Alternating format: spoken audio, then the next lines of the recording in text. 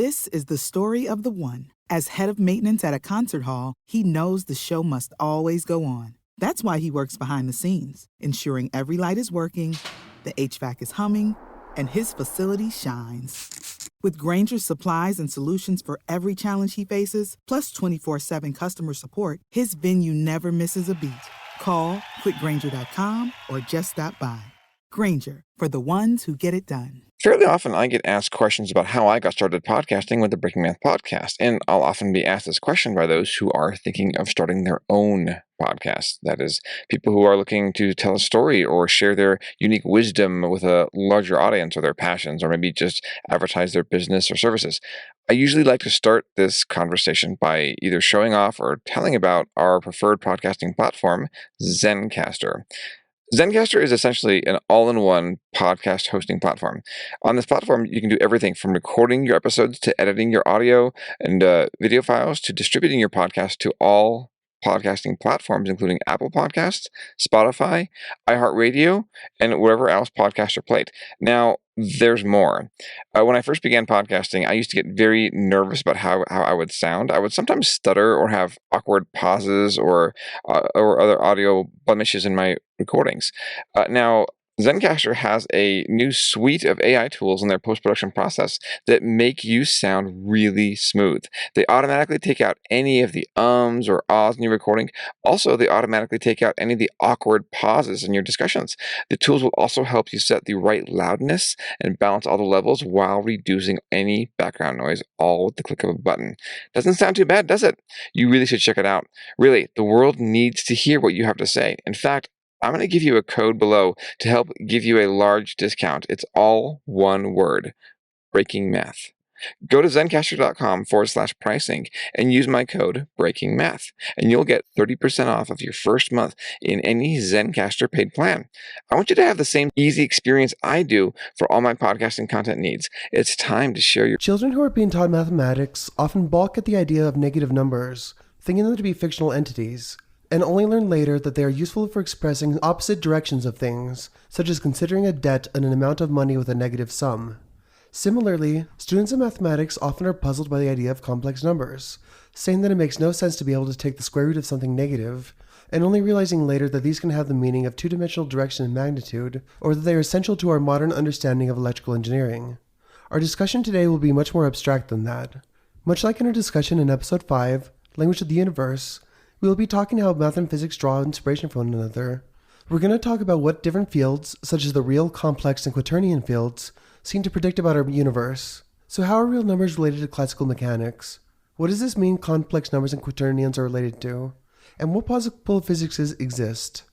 All of this and more on this episode of Breaking Math. Episode 41, Reality is More Than Complex.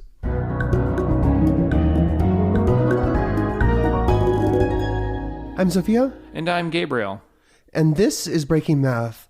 With us again, we had on Alex Alanis, who's on the episode Syntax Matters. Syntax Matters? And Alex, thank you for being on the show. You're welcome. And Alex is one of my coworkers. By the way, hi everyone. It's great to be back. I know I've been gone for quite a long time. I've been very, very busy at home, so it feels great to be back. I've been working behind the scenes, but now I'm back in front of a mic, and boy, it feels good. So yeah, and as you also know, Alex is one of my coworkers. Properly, Dr. Alex, or Dr. Alanis, if you will. Alex, will you tell us a little bit about your pedigree in STEM specifically? Well, I have a bachelor's degree in physics, a master's degree in mathematics. That's all classes, no thesis. I was heading towards a doctoral degree in math. Decided to go back to physics to stick to the real world. So I'm a particle physicist by training. Awesome. And you've worked at a few national labs, is that right? I did 8 years at Los Alamos National Laboratory, working as a nuclear weapons, what they call a designer. Okay. Very good. And then for the sake of this episode, which is on mathematics and physics, will you tell us a little bit about how your background influenced your contributions to this episode? Roughly for 10, maybe 15 years after I finished my doctoral degree, I wanted to dot every I and cross every T and just codify physics in as simple a way as possible, which is what is inspiring this episode. Awesome. And also part of what inspires this episode are a lot of, I guess you'll call them water cooler conversations that Alex and I have at work, where we just chat in between cubicles, during our downtime. And, there's been a very, very strong desire to make something for people studying physicists that help them to see the big picture. Would you say that's probably a pretty good representation?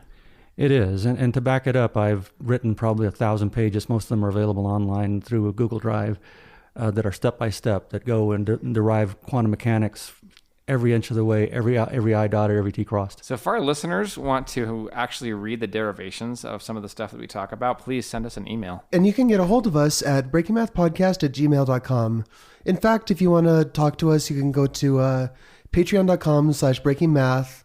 We have the tensor poster available there for $23.46 per poster, plus $15 shipping in the United States. We were doing free shipping for a while, but it just doesn't make sense. It was taking a little bit more time for us to actually mail out the posters than it was to have the posters help us help you bring you this show.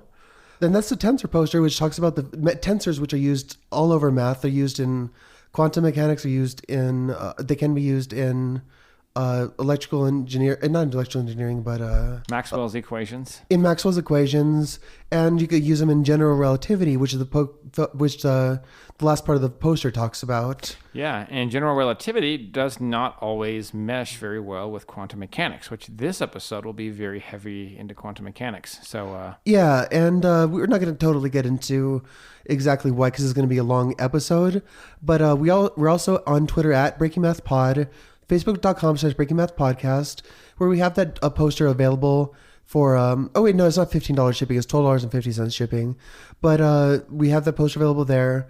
And you could go check out some applets at BreakingMathPodcast.com. And that's all of our plugs. So one of the cool things that I like about this episode is that it touches on this theme that we've visited a few times, I think, in Breaking Math, physics and mathematics informing each other in like this almost spooky way. So what episode? On our physics episode, what did we use as an example? Oh my goodness. Wow, it's been, you know what? That puts me on the spot a little bit. It's been almost 2 years now since we've done the physics episode, the original physics episode, Language of the Universe. I know that I talked a lot about Richard Feynman, who is very vocal about the relationship between mathematicians and physicists. What were some of the examples we used? My goodness. God, it's been so long. Well, if you want to hear those examples, go to Language of the Universe, episode 5, available where you're listening now. Yes. Yeah, exactly. But of course, mathematics is the language of the universe. And the wonderful thing is that you can have discoveries in mathematics that don't show up in physics until later on. And I think a couple of those examples are things like imaginary numbers that were part of mathematics before they were part of physics. Oh, yeah. And basically what this episode is also going to be about, right, is what physics are possible in right, something like that? Correct. Mathematicians and physicists together have figured out that they just can't go willy-nilly creating theories. There are rules and restrictions, and they're very simple, actually. Yep. And there's physics are known for being willy-nilly. There's going to be a lot of physics that's discussed in this episode, but it all accumulates in talking about something called the Dirac equations and something called Lorentz invariance. So those are the punchlines. We're going to talk about that at the very end. Leading up to that, we talk about conservation. We talk about the Schrodinger equation. We're going to talk about Maxwell's equations. What else? What else is on the plate? Klein-Gordon equation. Klein-Gordon equations. And how it's all wrapped up with algebraic topology in fiber bundle theory. Yep. Alex, can you tell us what kind of universes can you have physics in, the way that we understand what physics, like what can we apply our current formulations of physics to, what dimensions and stuff? So currently we understand the universe as a four-dimensional space-time manifold, where quantum mechanics... And real quick, can you explain for our audience what a manifold is? A manifold is just a structure, a geometrical structure, the surface of a plane, a three-dimensional space, anywhere where you can have vector fields and tensor fields and things are differentiable, etc. Yeah, and so basically a vector field, you could say that this is just a an area kind of virtual space, like and some kind of dimensional space. A map for yeah, instance. a map. There we go. A fold-out map could be a manifold. Yeah, that's what manifold means literally too. So Cool. I was trying to literally think of. Yeah, thank you. Yeah. And of course, for our listeners, we're going to do our best. And Alex, we appreciate your patience as we interrupt you so many times and say, wait, stop. Can you give a concrete example of that? All in the name of making this information very accessible. So we appreciate your patience with that ahead of time. Certainly. So anyway, can you have this manifold? So essentially, the what's inspiring this episode is the progression from quantum mechanics, which was experimentally foisted on us, so we couldn't deny it, and then the addition of the weak nuclear force and how we figured methods to unify it as electroweak theory, and the strong nuclear force, and now we have the unification of these three forces called the Standard Model. There's a progression of mathematical ideas that seemingly you could test out more, alternate universes, richer universes, such as you talked about grand unified theories. In parallel to that, during the 1930s and 1940s, mathematicians were putting together these structures called fiber bundle theory in algebraic topology. And it turns out that they are the same structures that general relativity uses and that the Standard Model uses. And the value of the mathematical approach is that they have studied which manifolds are not nice, don't have nice properties like differentiability. So they inform us as to what types of physics, what types of hypothetical universes may exist out there, as opposed to just being carte blanche, keep going. So an example of that, and I always look for any excuse to mention Rick and Morty. In the universe of Rick and Morty, any universe at all exists. They have like the blender dimension and all kinds of dimensions. So that's not actually possible. There used to be an idea that all possible universes exist. Like there's a universe that exists where we are 50 feet tall or whatever. One thing running right away about those kind of universes that you constrain, and Alex, correct me if I'm speaking out of turn, is that just like there is an infinite amount of values between 0 and 1, but there's also, like, for example, an infinite amount of values between 0 and 1 there's an infinite amount of values between 0 and 1/3 and between 2/3 and 1. So even though you have an infinite amount of possible universes, you can constrain those just within the universe itself by what can actually happen. Because there's not going to be a universe where things just kind of break the laws, I think, of statistics and stuff. I mean, maybe to clarify this, how do you define a physics? What is recognizable as a physics? What are we working with in this episode? So just to clarify, there is the many worlds theory of quantum mechanics, that every possible universe exists. That's loose language. It means that variations of, we're famous movie stars in some other universe, and that doesn't violate quantum mechanics. What I mean by other types of universes would be, for instance, physicists often study gravity in two-dimensional manifolds. It makes gravity theories much more amenable. Superstring theories have 11 dimensions because of mathematical reasons to make the math work. And that's what I mean. Go ahead. So would you say that these are just, we take the core expressions of, which we'll be talking about, I think, on this show today, like for classical mechanics, for like quantum mechanics, we have the Schrodinger equation, which we'll be talking about. You take these basic equations and you just extend them to more dimensions or fewer dimensions, correct? Well, what the path that people discovered in the 1920s was you can sum the potential energy and the kinetic energy and algebraically, and you can turn that into a differential equation over the complex numbers.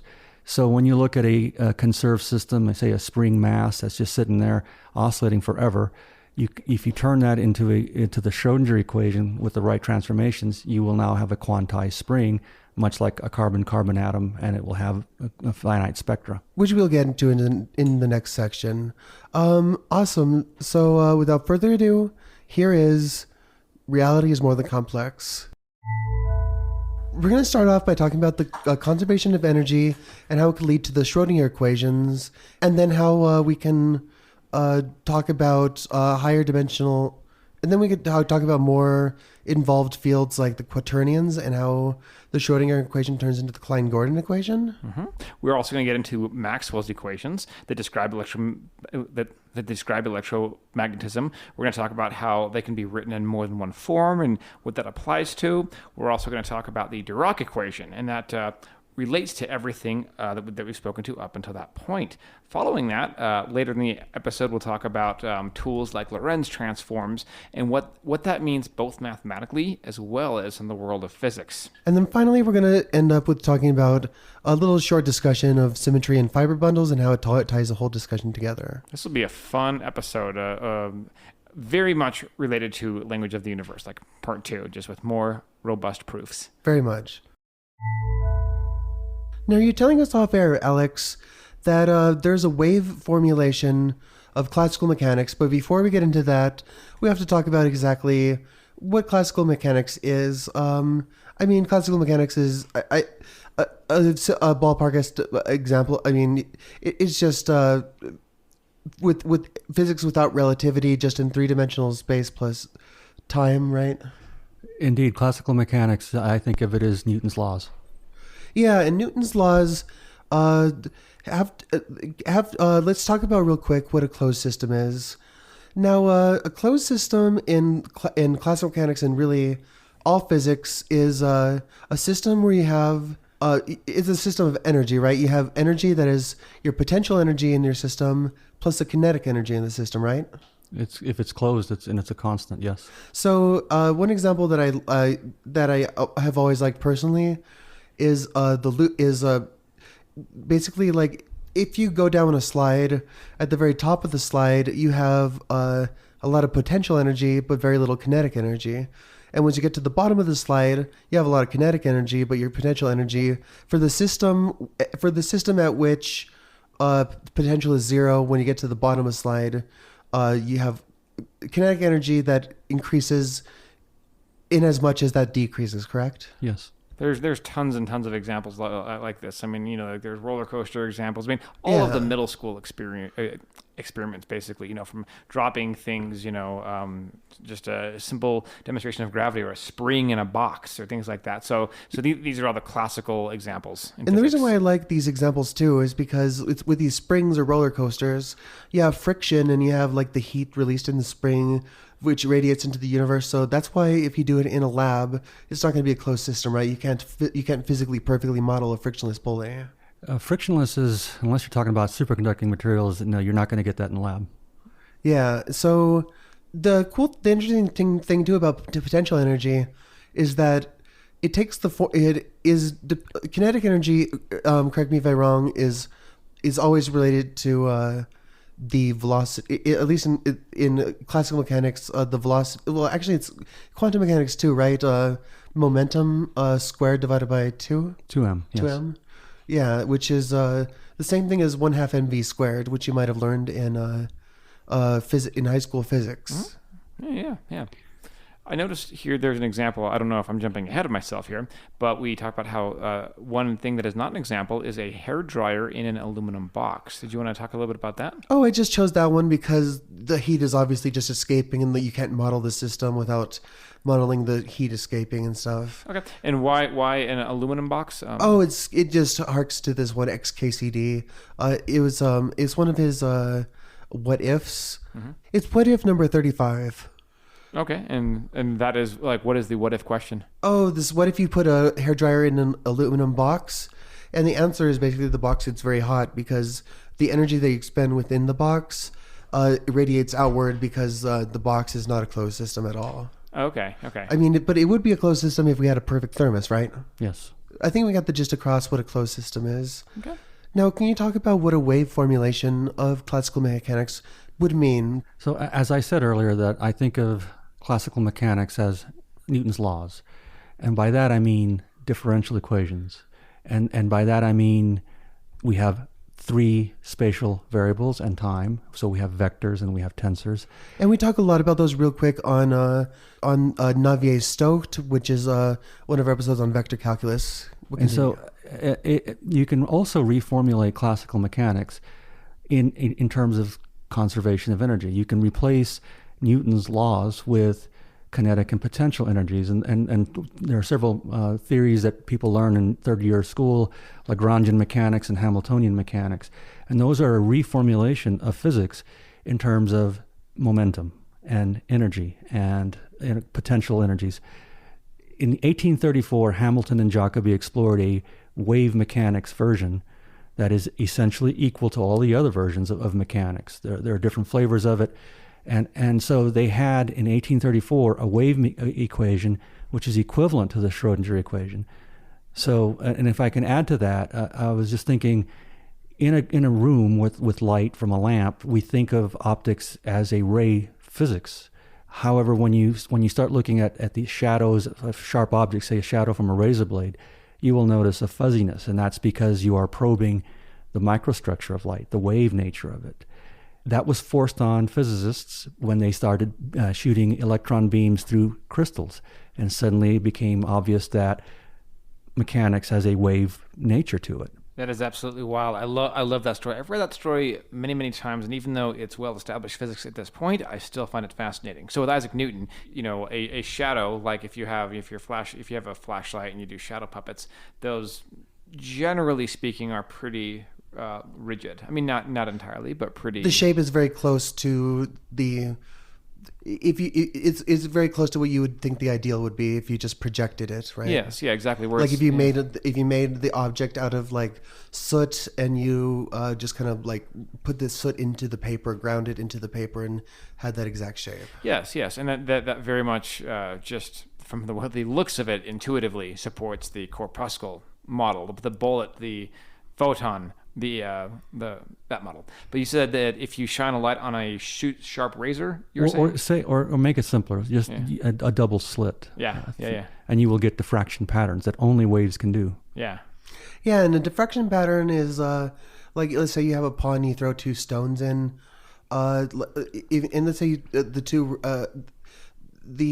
two ripples create like this interplay of like troughs and peaks, and that's how you have to add light and this is pretty much how we know that the light has a wavelength, correct? Yes, through exactly. The double slit type stuff. Exactly.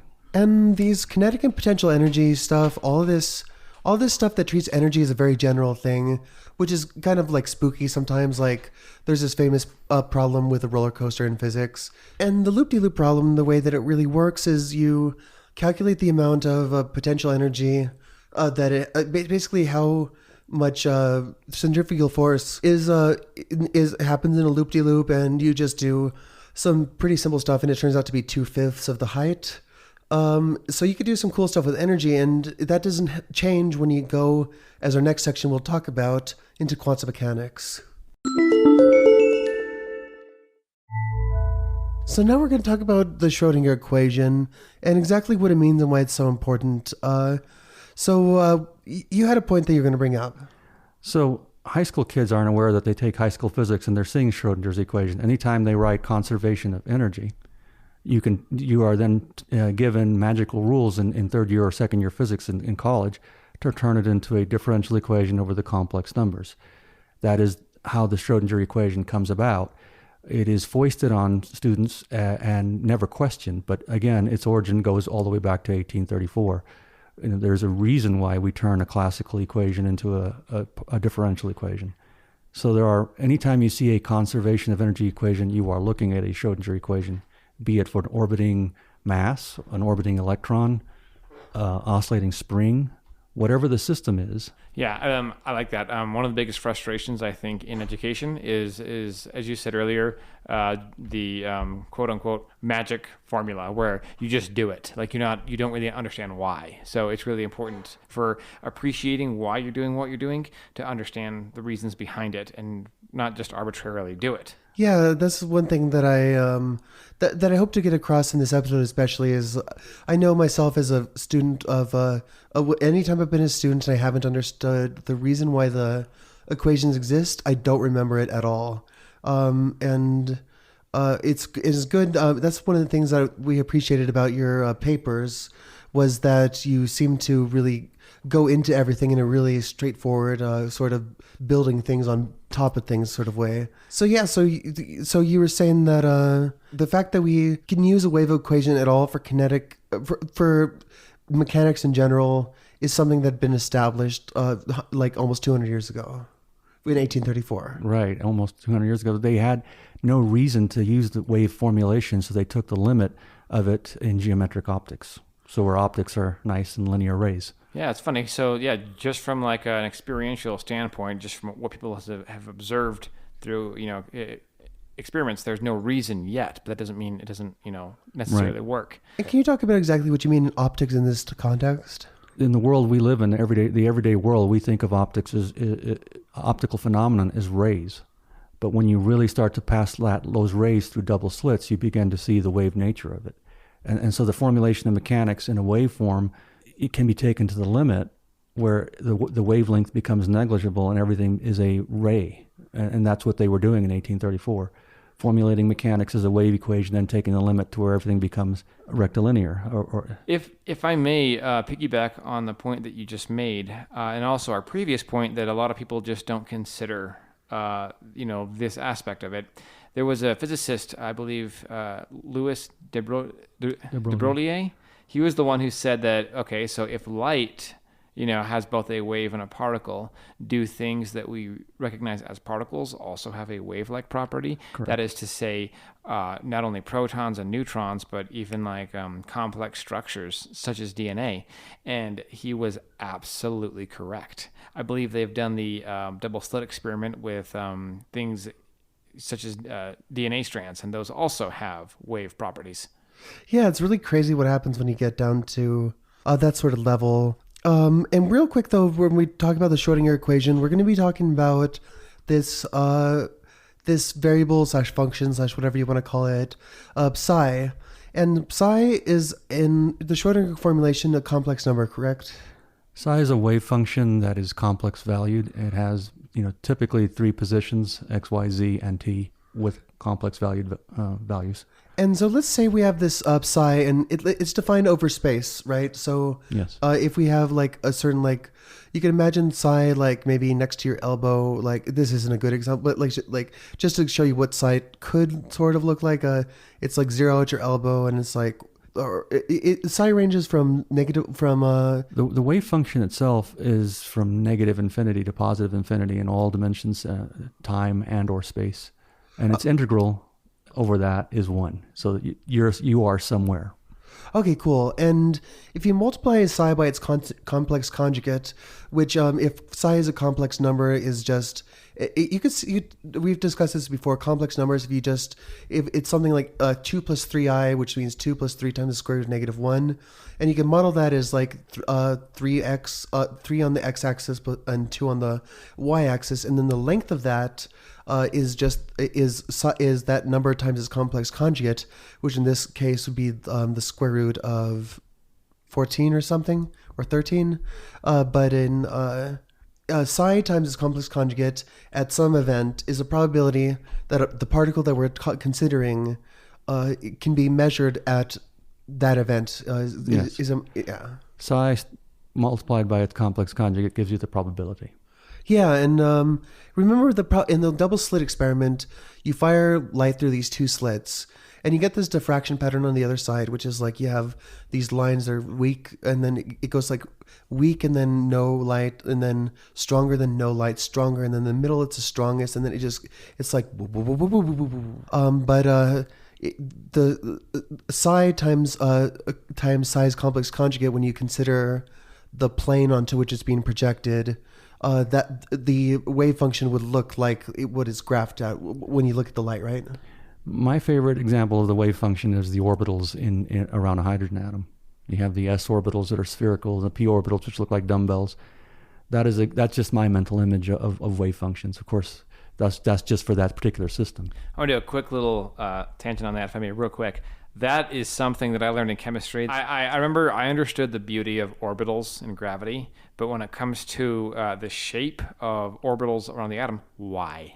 So I took my kids to the Kid Museum here in Albuquerque many times, where they have vibrating plates of different shapes, and you can pour sand on them, and then you can change the frequency of vibration, and you get these beautiful geometric patterns Those are the wave functions. Got it. Okay. Wow. And I have not experienced that often. So basically, we have this museum here in Albuquerque, New Mexico called Explora. And I'm sure these museums exist in many places where you've got demonstrations of physical science. And as you said earlier, you have a vibrating plate with sand, and you can change the frequency of the vibration. But as you change the frequency, what are some of the shapes that you see the sand make? They, I don't know. I can't. They kind of look like what you might find on like linoleum squares, right? Like it's kind of like almost like squiggly weird patterns. Like beehive patterns. That's where the interference. It maps out the nodes. Okay. Yeah, and the reason why this works, I mean, not the whole reason, but when you vibrate this plate, each part vibrates a little bit, and the parts that aren't moving, they collect sand, while the ones that do move, the sand kind of moves away from. But so that's what we mean by psi being a wave function in the complex space. Awesome. So then in an atom, it's the same thing. It's just that instead of sand, you have electromagnetic. They're the orbitals, or the probability shapes of the electron clouds. Wow. So now, if we consider E to be, well, before we talked about how the energy of a total closed system is equal to the kinetic energy plus the potential energy. And we could write that as E equals P squared over 2M plus V, where E is energy, P is momentum, M is mass, and V is potential energy. And the reason why kinetic energy is always going to be measured the same way, correct? Yeah, kinetic energy is always measured the same way. V, the potential, if we're talking about an orbiting system, then it's proportional to 1 over r, which if its derivative gives you 1 over r squared, Newton's law. If it's a spring mass system, it's 1/2 kx squared is the potential. So it takes many forms. So yeah, and so when we're talking about the Schrodinger equation, which again is well, let's just the Schrodinger equation just talks about it takes a formula for energy in terms of kinetic energy and potential energy, right? And then you put psi into this by you have a few substitutions, which we'll talk about in a second. But you get this equation that has psi in it, and if you solve for psi, you get something that can tell us about the probability space, right? Correct. So in a simple system, spring mass system energy conserved 1/2 kx squared would be the potential energy term, and then you'd have P squared over 2M would be your kinetic energy term. That's 1/2 mv squared in a different form. And then you have E, and E being a constant. What you do is you convert E into a partial derivative with respect to time. So what we have is a substitution where we turn E into a differential operator on time, and P into a differential operator on space. Yeah, and the substitutions are basically that E is equal to the change in psi, which is our wave function, over time, and that P, which is our potential, what we're using for our momentum, is equal to I times h bar times the gradient of psi over space. And remember, the gradient of something is, as we talked about in our vector episode, it points towards the, if we're on a mountain, the gradient points towards the direction we need to go to climb the quickest. Right. So saying that is it at all physical to say, or correct to say, saying that the momentum is equal to the gradient of psi over space times h bar. We're looking. Okay, is there any physical explanation? So if you look at the equation, P is squared. So it's actually the gradient operator squared. So it does no longer mean the gradient. That's right, because E equals P squared over 2M. Right. And so what we have is an equation, a differential equation in time on one side and space on the other. That's a separable differential equation. And if you solve the space part for, say, 1 over r potential, you get the orbitals of hydrogen. Yeah, which at the time was, I heard that at the time people didn't appreciate how difficult this would be to solve for, like, in general, and thought that physics would be like just relegated to solving equations for like the foreseeable future. That was a view that some people had. That has been a view, and probably still is within a certain small school. Yeah, and just for out of the interest of our listeners, why is that not a view that everyone has now? Like, what informs the view that exists or doesn't exist? What pushes that is that there are people who believe we have approached the end of physics, and by that I mean what just happened at the Large Hadron Collider. No new physics was found, so it could be that the next thing we do is we build an accelerator so large that we create black holes, which can't be explored. That is the end of physics. Experimental physics, at least, right? I mean, right. So there's no more theory to be had because there's nothing more to explore. And if I'm correct, we use I in P equals IH bar times the gradient of psi. We just put the I in there so that when we square it, we get a negative, right? To make the signs work out, or does that have a physical reason? It has a physical reason in that the equation on the right-hand side for the spring has p squared and it has x squared. And so we're going to get a wave equation. The solution of this differential equations are sines and cosines, which can be formulated in terms of complex numbers. A sine theta is e to the I theta plus e to the minus I theta over 2. Yeah, and basically what this is referring to is, and we'll be talking a little bit about this in the symmetry of the circle, is like if you take e to a complex number, you just take you take the direction that the complex number is going, where and then that is you take e to that real number, and that's how long the vector will be, and then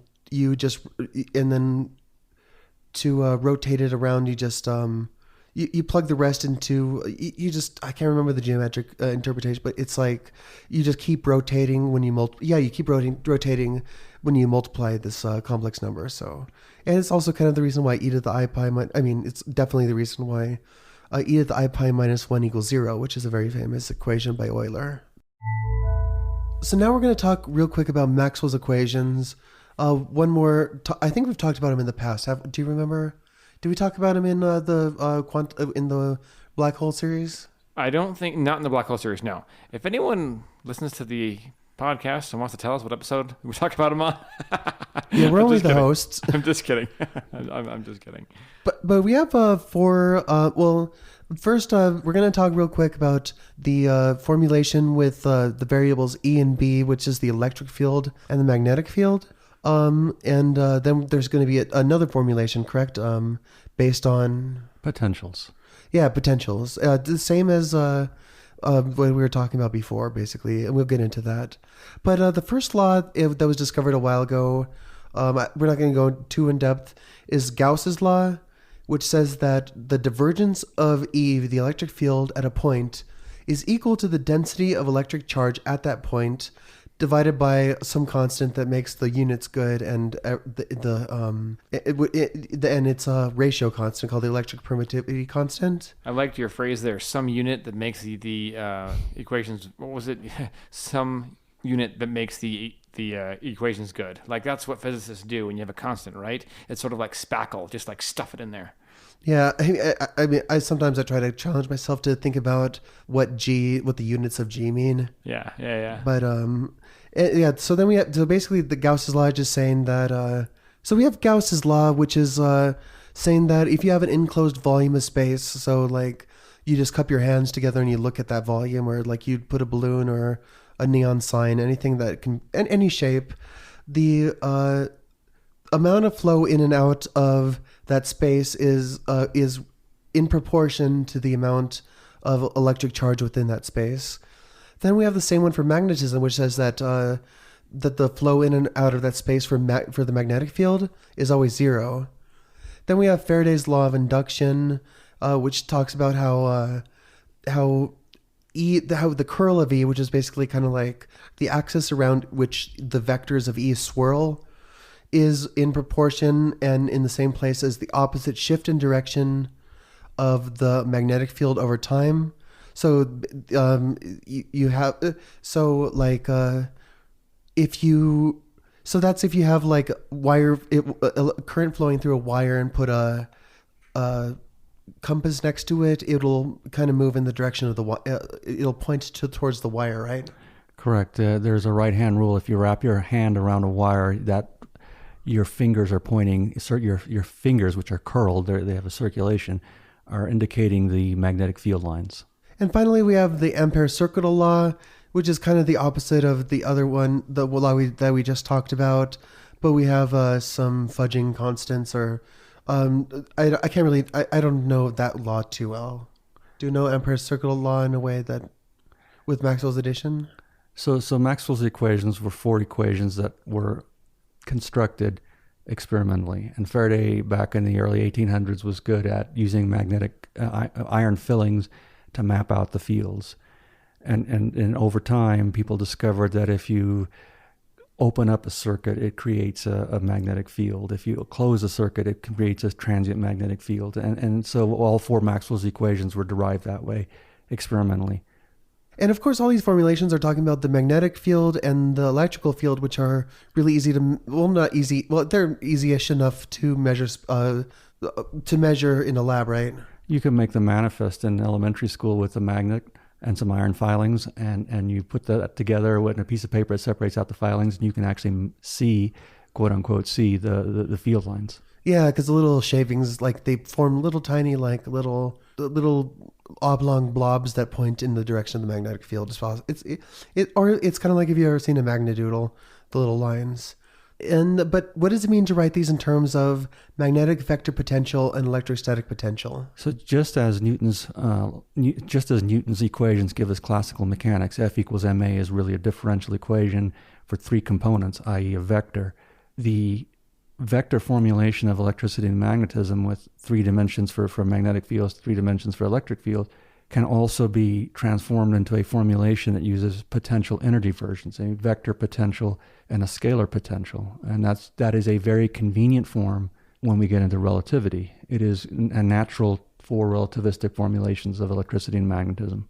Yeah, it makes the 2 equations that we just talked about, Maxwell's equations and the Schrodinger equation as we formulated it, kind of easy to talk about together, correct? And that will be the next section? Correct. All right, now we're going to talk about the Dirac equations. To talk about that real quick, we're going to have to talk about the conservation of energy and momentum. And all that says is you have Einstein's famous equation, E equals mc squared. But how does that relate to the conservation of energy momentum? So in classical mechanics, we have conservation of energy. Say if I keep you going back to mass spring, you have E, p squared over 2m, and k squared over 2. There's a 4 vector version of conservation of energy. It's just a generalization in relativity. And so then we apply the same rules to turn that into a quantum mechanical equation. It's known as the Klein-Gordon equation. Yeah, and so we have the conservation of energy momentum equation itself is E squared minus p squared c squared is m squared c to the 4th. Right. And so it's the same substitution, P equals IH bar times the Laplacian of psi, gives like what you were saying, the Klein-Gordon equation. Right. Real quick, let's talk about a property called Lorentz invariance, and how it relates to transformations. And would you like to talk about that?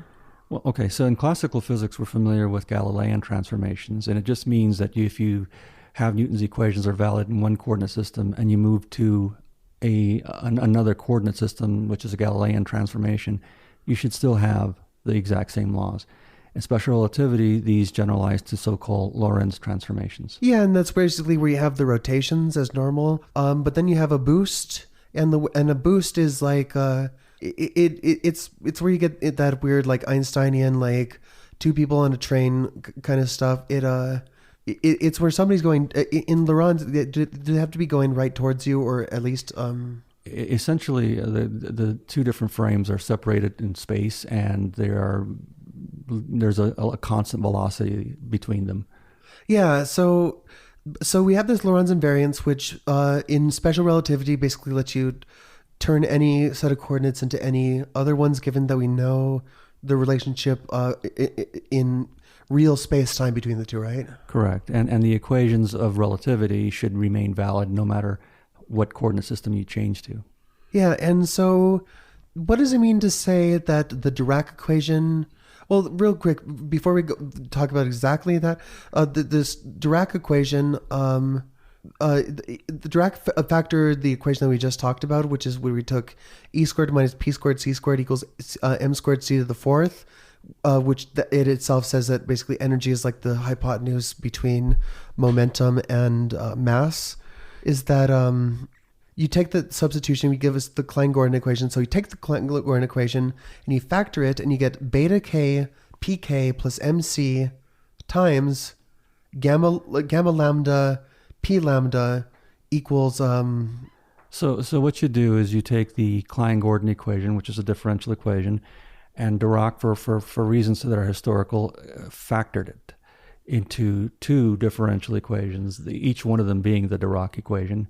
It happens that one describes the electron and the other one describes the positron. The way you factor it is it forces you to have coefficients which are complex valued. Yeah, so in the same way that if we do x squared equals -2, you can't solve that using real numbers. You have to use complex numbers. These require quaternions, right? Correct. And so each individual Dirac equation in the factor is only using complex. On totem, it's for a quaternion, which is I equals square root -1, j same thing, k the same thing. It's a vector system. Yeah, isn't the famous equation I squared equals j squared equals k squared equals ijk equals -1? Isn't it on a bridge somewhere? It's on a bridge. Yeah, so he was thinking about it one day and he had a nail in his pocket, I think, and he scratched it onto the side of the bridge and it's been like immortalized ever since. He being Hamilton. Oh, that was Hamilton? Okay. I can never remember people, but thank you. And so what does it mean that the Dirac equation is not Lorentz invariant? So if you consider the Maxwell's equations and you transform them and you do Lorentz transformations, in the new coordinate systems, you recover back Maxwell's equations. Dirac's equations, when you transform them, a Lorentz transform, you do not get. You get some gobbledygook math. And so what people did is they started adding correction terms, just guessing.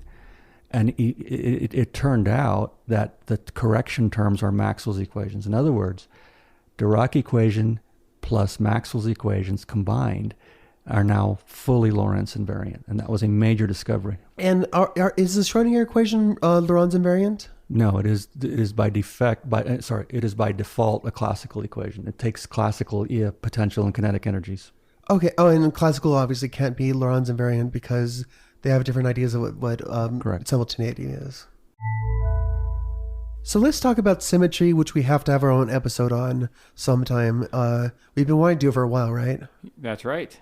Symmetry and breaking symmetry. Yeah. So symmetry is obviously, well, maybe not so obviously, well, somewhat obviously, when you can do an operation on something and get the same thing back, right? Correct. So like you have symmetry between you and your apparent image in a mirror because all you have to do is rotate it through the fourth dimension and you get back the same thing you had before. Just flip it. What does it mean to say that a circle is symmetric? Well, rotationally. The symmetry, I'll talk about it in terms of e to the I theta. It means that if you rotate a circle by an arbitrary angle, you still have the circle. It still looks the same. And so wave functions, you can multiply them by e to the I theta. You're rotating them in complex coordinates. It has no effect on the physics when you take the wave function, multiply it by its complex conjugate. So there's an inherent symmetry of the circle, an S1 symmetry. So in the Dirac equation, you have inherently the symmetry of the circle. In other words, you can multiply the wave function by e to the I theta, and you don't change the physics of it. It happens that it describes an electron, positron, photon. As physicists began to discover more particles, they took the S1 symmetry, the e to the I theta, and began to explore others. A richer symmetry would be the symmetry of all rotations, the group of rotations through theta, phi, and some other angle psi, say. And that became a model to build further theories. In fact, it built the electroweak theory, which combines weak force with electricity and magnetism, and ultimately the Standard Model, which now has the strong, the weak, and the electromagnetic force as a set of symmetries growing richer. And gut theories are even richer group theories. This relates to the fact that you can't have physics in every dimension, right? As using physics as we understand it. Correct. I mean, from a physicist's point of view, you would think, well, I'm going to explore lots of different group theories as possible extensions of what we haven't observed yet, and you do that because there's still a lot of problems with the standard model. So we know it's not correct. What the mathematicians did is they were doing exactly that, but they were generalizing it and using algebraic topology and a theory called fiber bundle theory, and they've already explored what fiber bundles, what structures are nice and differentiable, and I think I've tried to come up with an example of what when a case when it is not friendly. And so here it goes. If you imagine a Mobius strip, which is a piece of paper that you can draw rungs on, so it looks like a ladder, twist it and glue it, you have a Mobius strip. And that is a half twist, correct? Half twist. So yes. so it's like if you took a ring, you just cut the ring and then you twisted it halfway and then glued it back together. Correct. And so it's one-sided. If you actually put your finger all on it, you stay on one side. Yeah. So where you travel twice the distance, obviously. Correct. And if you imagine projecting light from above onto the table below, you'll see a circle down below. And we're imagining line. kind of like maybe an overhead projector where we have a Mobius strip on the projector slide, and we're looking at from above. We just see a circle, right? That was projected. And the circle is nice. It itself is a manifold. You can take derivatives on it. It's a nice object. The Mobius strip, as you go around the circle once, the rungs on the ladder, as you come back around once, they have flipped. They're now pointing in the opposite direction. And just we're talking about a really, really thin Mobius strip, right? Where we don't care about the shape of, obviously, the width of the what would be the width. No, it's of a strip, and you've drawn lines on it. But what I mean is, like, let's say this in physical space. Let's say we made this out of paper. The shadow that it would have would be kind of like a weird wobbly. Well, kind of no, thing. I'm just imagining the center line. Just imagine the center line of the Mobius strip being projected down as a circle. Cool. Just to clarify everything. Anyway, sorry. Continue. So the rungs, in order for the rungs to come back to their original orientation, you have to go around twice. The rungs are discrete. They're either correctly oriented or oppositely oriented. That is not differentiable. That is a case of a fiber bundle structure where you shouldn't bother with physics. Physicists like differentiation. Well, the Harry Ball theorem. He said theorem. Theorem that goes back, and it essentially says you can't comb a hairy ball. There's always going to be a how would you call it? A cowlick or a part? Yeah, right. And what it means for the Earth, say, if we're talking about wind velocities, is there must be, from math, a proof, there must be a point where there is no velocity. And to talk about exactly what combing a ball means, like you could comb a donut if you had a hairy donut, because you could either just comb it around the ring, or you could make all the combs going round towards the either the bigger radius of the big ring or the smaller radius of the the cross section, right? Correct. But so at that point where there is no velocity, you can't define differentiation in a vector sense. That's an S2 manifold. That's the surface of a sphere. So the Harry Ball theorem demonstrates that you can't have physics in S2. S2. Okay. So it turns out that the ones that are friendly are S1, S3, and S7, and that's it. Yeah, those are the only spheres from 1 to infinity, right? Right, that are rich enough to be good for physics. And so that's, a physicist would be ignorant of that, the mathematicians are not. And so that's essentially, you can codify physics in a very compact form, whether you're talking about general relativity or theories. These are theories are so-called algebraic group theories. Essentially, it's about differentiation. In general relativity, it's about differentiation in space-time. In group-based theories, the standard model, it's about differentiating the group itself. As I said, the circle is a continuous group. You can do derivatives on that manifold. It's a group thing because you can rotate arbitrarily and still get the circle back. So there are group theories and geometric theories. They have the exact same fiber bundle differentiable structure. All this like weird I mean, it's so weird that at the beginning of this episode we started with real numbers in classical mechanics, and just we have all these. I mean, anybody who studied physics it's just bizarre how we have all these. How simple physics really is given the data. It seems like it is, and it is a shame that at the senior level there is no finishing course that just covers this, given in a semester, and then perhaps a more advanced finishing course for master's and PhD students. The vast majority of physicists and mathematicians out there are ignorant of this, and I think it's a sad state. And we have some papers by Alex, and if you want them, you could just go to breakingmathpodcast.com/papers.html. That's our now, like, we've only had one paper so far on episode 1, but now we'll have some of Alex's papers there too. That's right, episode 1 and episode 41. And I will be giving you the 3 books in which chapters the key ideas are most compactly and clearly presented. This excites me because I know that this episode was thick. You guys saw how I was so quiet this episode. I didn't want to intimidate anybody, you know what I mean, by getting too technical. So I'm just kidding. But like everything in this episode is very, very well cited. For that, we thank you, Alex. Those citations are going to be available also. What do you think on the page? Like, yeah, just go. Yeah, there'll be probably like a little link there on the. It'll be just go to breakingmathpodcast.com/papers.html and you'll find the papers there. Cool. And all the other 39 papers are coming, right? God.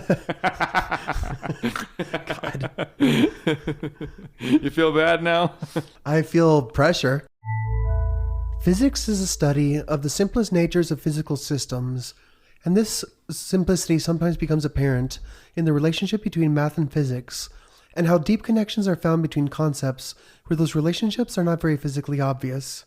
We have explored how the nature of the fields we use to approximate physics shape the nature of that system, vice versa, the possible future realms of physics, and how these concepts and others are intertwined. I'm Sophia. And I'm Gabriel. And this has been Breaking Math. With us we had on Alex Alanis. And Alex, is there anything else you'd like to say about what we've discussed? No, just thank you for this opportunity. Yeah. And if you guys have any feedback or questions about Alex's papers, please send them. We'd love to further this discussion. Absolutely. I'd be glad to do that. And a special thanks to Ian Harris, who did some voice work on the episode. He has a podcast, Critical and Thinking, with Ty Barnett, and he has a TV special on Amazon called Extraordinary, and a website, skepticmedian.com. So thank you.